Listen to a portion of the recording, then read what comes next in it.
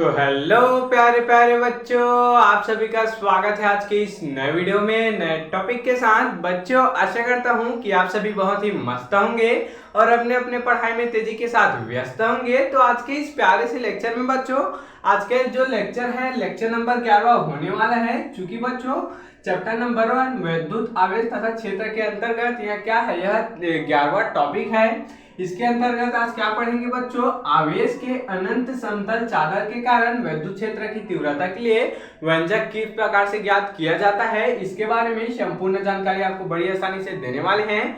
पिछले वाले वीडियो में बच्चों हम लोग एक सीधे तार के लिए विद्युत क्षेत्र की तीव्रता को ज्ञात किए थे। आज के इस वीडियो में बच्चों कि समतल चादर के लिए विद्युत क्षेत्र की तीव्रता को निकालने वाले हैं। यह दोनों टॉपिक बच्चों आपके बोर्ड एग्जाम में 5 नंबर में जरूर से पूछ लिया जाता है, तो यह टॉपिक बड़ा इंपॉर्टेंट होने वाला है। तो चलिए बच्चों, अब हम बिना किसी समय गवाए इस टॉपिक को समझने का प्रयास करेंगे। तो सबसे पहले बच्चों, आवेश के अनंत समतल चादर के कारण विद्युत क्षेत्र की तीव्रता के व्यंजक को निकालने से पहले क्या समझेंगे, आवेश का पृष्ठ घनत्व क्या होता है, इसको समझने का प्रयास करते हैं।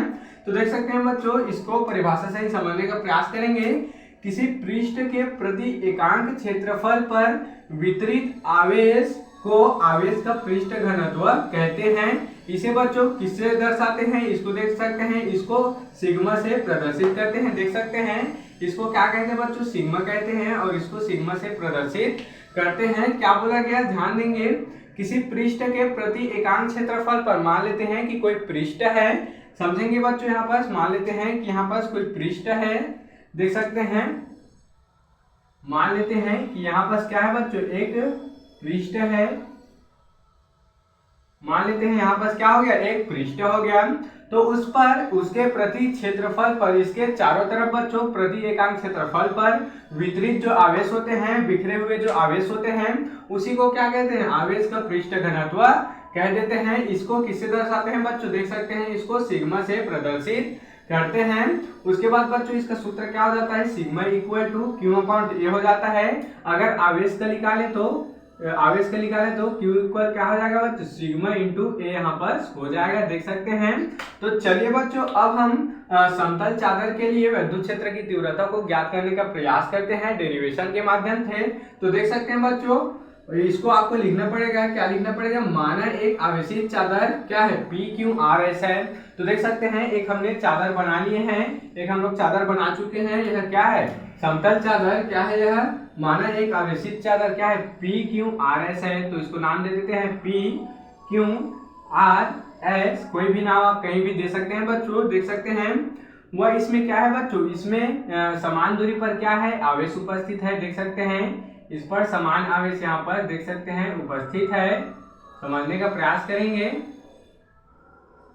देख सकते हैं बच्चों, इसके चारों तरफ क्या है, समान आवेश उपस्थित है। बीच में जगह खाली है बच्चों, क्योंकि यहाँ भी आवेश उपस्थित है, लेकिन यहाँ और डायग्राम बनाना है, इसके लिए यह जगह खाली है।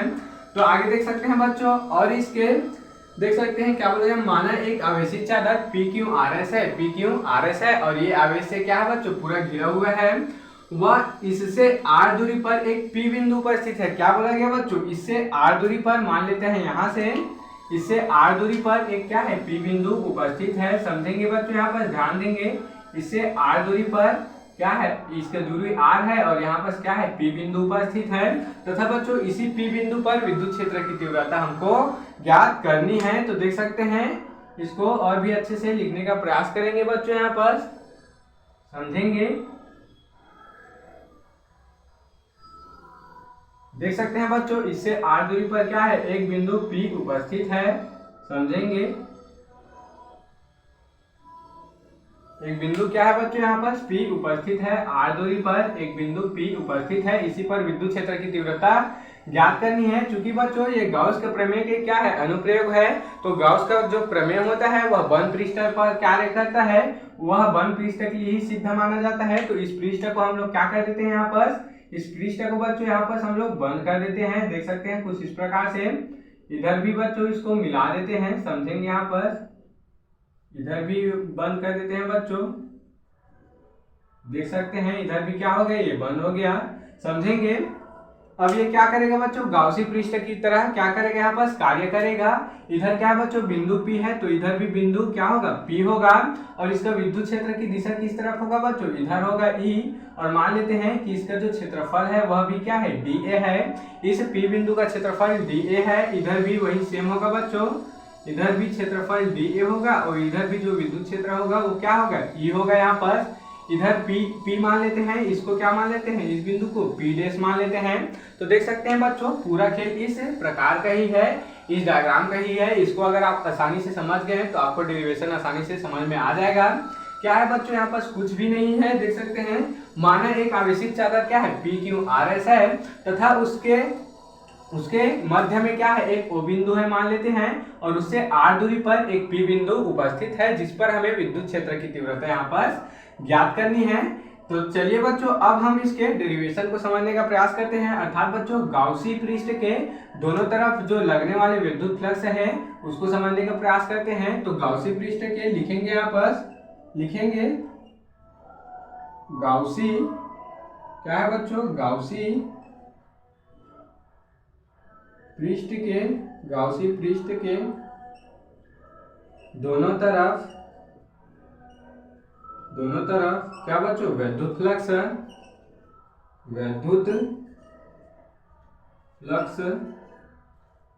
तो चलिए बच्चों अब दोनों तरफ का विद्युत फ्लक्स क्या हो जाएगा। यहाँ पर चूंकि हमको पता है विद्युत फ्लक्स क्या होता है, phi E is equal to क्या होता है बच्चों, समाकलन वेक्टर E इंटू dA यहाँ पर हो जाता है।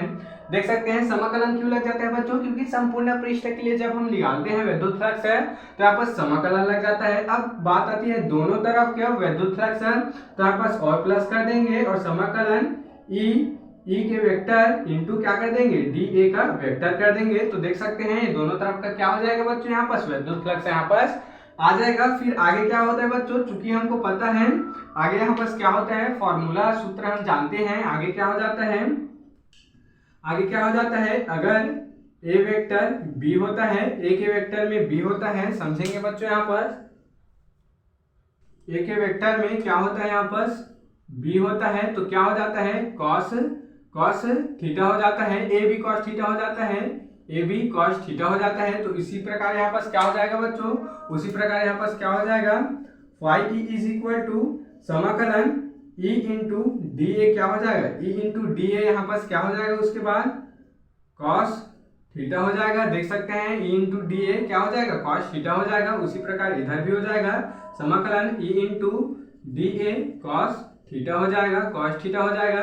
अब बच्चों चूंकि क्या है यहाँ पर देख सकते हैं विद्युत क्षेत्र और इसका जो क्षेत्रफल है उसकी दिशा एक ही तरफ है, तो क्या होता है यहाँ पर थीटा बराबर 0 अंश हो जाता है। पिछले वाले वीडियो में भी हम लोग समझे थे, अगर समान दिशा में हो तो क्या हो जाता है, थीटा बराबर 0 यहाँ पर हो जाता है। तो यहाँ पर थीटा बराबर क्या रख देंगे, यहाँ पर बच्चों 0 रख देंगे। देख सकते हैं यह जो टॉपिक है बहुत ही आसान है बच्चों, बस आपको एक बार समझने की देरी है। देख सकते हैं कॉस क्या हो जाएगा 0 अंश हो जाएगा, इधर भी वही सेम हो जाएगा बच्चों, ई डी ए कॉस 0 अंश हो जाएगा। अब कॉस 0 अंश का मान क्या होता है बच्चों, 1 होता है। तो आगे यहाँ पर क्या हो जाएगा समझेंगे, five E is equal to E into D A हो जाएगा, प्लस में बच्चों वही फिर से सेम हो जाएगा, ई इंटू डी ए कॉस थीटा का मान क्या हो गया 1 हो गया। तो 1 को यहाँ पर नहीं लिखते हैं, देख सकते हैं। अब आगे क्या हो जाएगा बच्चों, ई इस तरफ आ जाएगा समाकलन के, तो five E is equal to क्या हो जाएगा, ई इधर आ गया तो इधर क्या बचा, डी ए बचा, इधर डी ए बचा, ई इधर आ गया बच्चों, प्लस में वैसे ही सेम इधर भी हो जाएगा समाकलन डी ए हो जाएगा। अब चूंकि बच्चों फॉर्मूला होता है वह हमको पता है क्या होता है, यहाँ पर समझेंगे क्या होता है, समझेंगे बच्चों। अगर क्या हो डी ए हो तो क्या हो जाता है, ए हो जाता है, डी ए हो समाकलन डी ए हो तो ए हो जाता है, समाकलन डी एक्स हो तो बराबर में क्या हो जाता है, एक्स हो जाता है, समाकलन डी वी हो तो बराबर में क्या हो जाएगा बच्चों, वी हो जाता है। तो इसी प्रकार इसमें क्या हो जाएगा, समाकलन डी ए है तो ये समाकलन डी ए हटकर ए बस बच जाएगा बच्चों। तो उसको इधर समझने का प्रयास करेंगे, उसको इधर देखने का प्रयास करेंगे बच्चों, बहुत ही आसान है टॉपिक, समझेंगे। Five E is equal to आगे क्या हो जाएगा, five E is equal to क्या हो जाएगा, ई और ए बच जाएगा। देख सकते हैं सूत्र हमको पता है क्या होता है, डी ए बराबर ए हो जाता है तो ए बच जाएगा। प्लस में इधर भी बच्चों क्या बच जाएगा, ई ए हो जाएगा, प्लस में इधर भी क्या हो जाएगा, ई ए हो जाएगा। तो दोनों को जोड़ेंगे क्या हो जाएगा यहाँ पर 5e is equal to 2e ए, यहाँ पर देख सकते हैं निकल कर आ चुका है। अब बच्चों गाउस के प्रमेय से देख सकते हैं, चूंकि ये गाउस के प्रमेय के अनुप्रयोग है, तो गाउस के प्रमेय से तो गाउस का प्रमेय क्या होता है बच्चों, गाउस का प्रमेय क्या होता है 5e is equal to Q upon क्या होता है बच्चों यहाँ पर एप्सिलॉन नॉट हो जाता है, देख सकते हैं क्यू अपॉन एप्सिलॉन नॉट हो जाता है। चूंकि बच्चों इसको क्या मान लेते हैं, समीकरण 1 मान लेते हैं, इक्वेशन नंबर 1। तो समीकरण 1 से करेंगे, अब क्या हो जाएगा आगे समीकरण 1 से तो बच्चों यहाँ पर इसका मान रख देंगे, देख सकते हैं क्या हो जाएगा क्यू एप्सिलॉन नॉट, देख सकते हैं इसका मान यहाँ पर रख दिए। इधर क्या हो जाएगा 2e ए यहाँ पर हो जाएगा। चूंकि बच्चों हमको क्यू का मान भी पता है, देख सकते हैं यहाँ पर क्या निकाले हैं क्यू का मान, देख सकते हैं क्या है यहाँ पर सिग्मा इंटू ए है, तो यहाँ रख देंगे, यहाँ क्या रख देंगे सिग्मा इंटू ए, अब पार्ट में बच्चों एप्सिलॉन नॉट हो जाएगा, देख सकते हैं। उसके बाद इक्वल करेंगे तो क्या हो जाएगा 2e ए हो जाएगा। अब बच्चों जो समान है उसको काट देंगे, जो सेम है उसको काट देंगे, कटने वाली चीज कौन सी है, ए है, और इधर भी ए है, तो दोनों क्या हो जाएगा कट जाएगा। उसके बाद क्या बचेगा बच्चों, इधर समझेंगे क्या बचेगा, ये सब यहाँ पर क्या बचेगा, इधर ए कट गया तो इधर क्या बचा बच्चों सिग्मा बचा, और यहाँ पर एप्सिलॉन नॉट हो गया, इक्वल में क्या बचा 2e बचा बच्चों, 2e बचा। अब हमको क्या चाहिए, ई का मान चाहिए, विद्युत क्षेत्र का मान चाहिए, तो क्या कर देंगे सिग्मा को इधर ला देंगे और 2 एप्सिलॉन नॉट इधर आ जाएगा, देख सकते हैं क्या किए हैं बच्चों हम लोग, ई को इधर ला दिए, इसके 2 को बच्चों एप्सिलॉन नॉट के क्या रख दिए मध्य में, उसी में रख दिए। तो देख सकते हैं जो फाइनल आंसर है वह निकल कर यहाँ पर आ चुका है। किसके लिए बच्चों, अनंत दूरी पर समतल चादर के लिए विद्युत क्षेत्र की तीव्रता के लिए यहाँ पर व्यंजक निकल कर आ चुका है। तो आप इसका स्क्रीनशॉट यहाँ पर ले सकते हैं।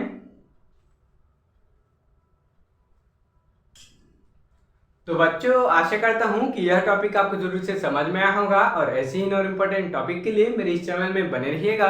अगर आप इस चैनल में नए हो तो इसको जल्दी से सब्सक्राइब करके बेल वाले आइकन को दबाकर प्रेस कर दीजिएगा बच्चों। तो चलिए बच्चों फिर मिलते हैं किसी नेक्स्ट वीडियो में नए टॉपिक के साथ, तब तक के लिए जय हिंद जय भारत।